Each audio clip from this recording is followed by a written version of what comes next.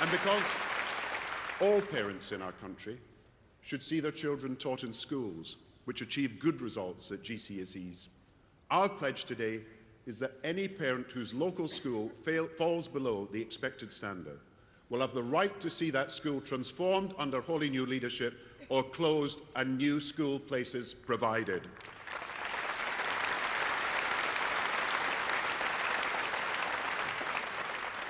And we want to prepare our children for the future and enable all families to use the internet to link back to their children's school. So Jim Knight, the Schools Minister, is announcing today we will fund over 1 million extra families to get online on the way to our ambition of Britain leading the world with more of our people than any other major economy able to actively participate in our broadband and internet future.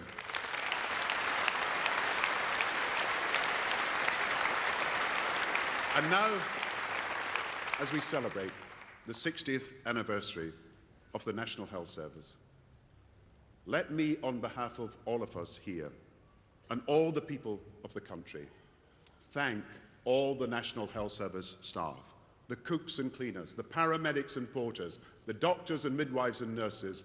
You have served our country and serve a great ideal, the principle that in a fair society, healthcare should not be a commodity to be bought, but a right to be enjoyed by all.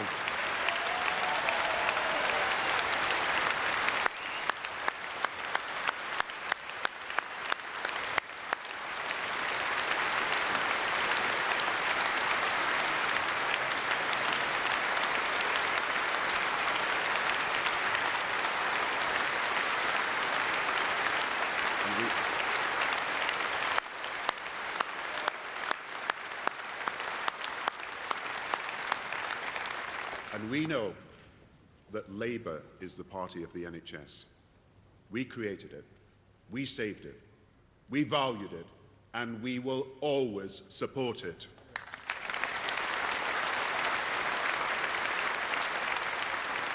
And you know already that for me, this isn't a political agenda, but a personal mission. Last year when we were in Bournemouth, I told you how when I was 16, I got injured playing rugby and lost the sight forever in my left eye. And I knew I couldn't play football or rugby again, but I could still read. But what I didn't tell you last year was that then, one morning, I woke up and realized my sight was going in my good eye.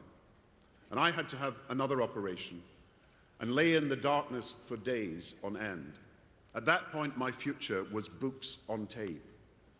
But thanks to the NHS, my sight was saved by care my parents could never have afforded.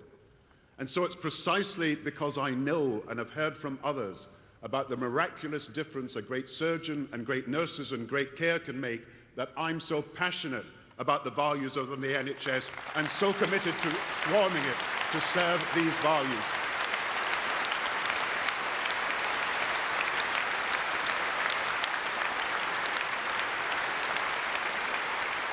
That's why, in just 1 year, in the fight against hospital infections, we have doubled the number of matrons, and we've achieved a 36% reduction in MRSA.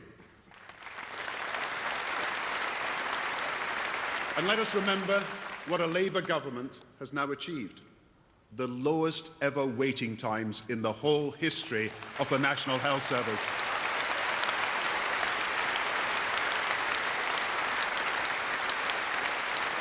And now, to respond to the new aspirations and the higher aspirations, we want to make the National Health Service more personal to people's needs.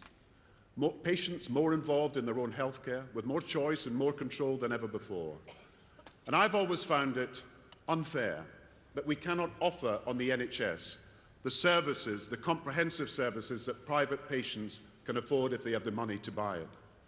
And so in April, a Labour Britain will become the first country in the whole world to offer free universal checkups for everyone who's over 40.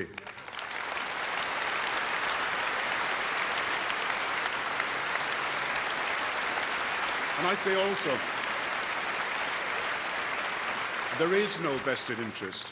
There is no vested interest, no matter how powerful, that we are not prepared to take on when change is needed for the sake of the nation's health.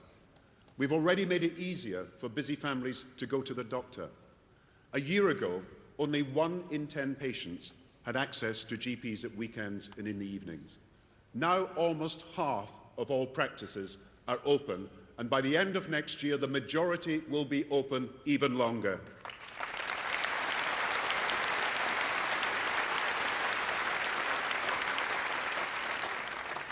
And today I want to show how this government will pursue what I believe to be one of the noblest and boldest contributions of this country to our shared human fortunes. You know, since the war, nearly 1/3 of Britain's Nobel Prizes have been for our genius in medicine. We should now aspire to stretch the boundaries of human knowledge and human health ever further. I want Britain to lead the world in beating the diseases which cause such heartbreak for families.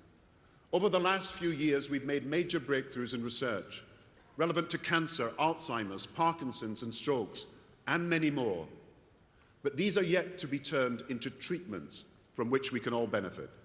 So let me tell you today that the unprecedented £15 billion we are investing in medical research will be directed to turning the major advances of the last few years into actual treatments and cures for NHS patients.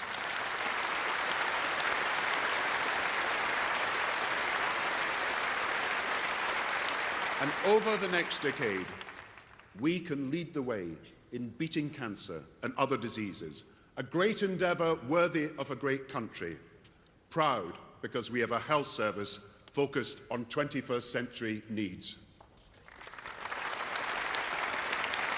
Now, an NHS that is available to all and personal to each means meeting another challenge of the future, offering for the first time every patient with a long-term condition their own care plan. But alongside new patient responsibilities, there will be new rights. And because we know that almost every British family has been touched by cancer, Alan Johnson and I know we must do more to relieve the financial worry that so often goes alongside the heartache. So I can announce today that for those in our nation battling cancer, from next year, they will not pay prescription charges at all.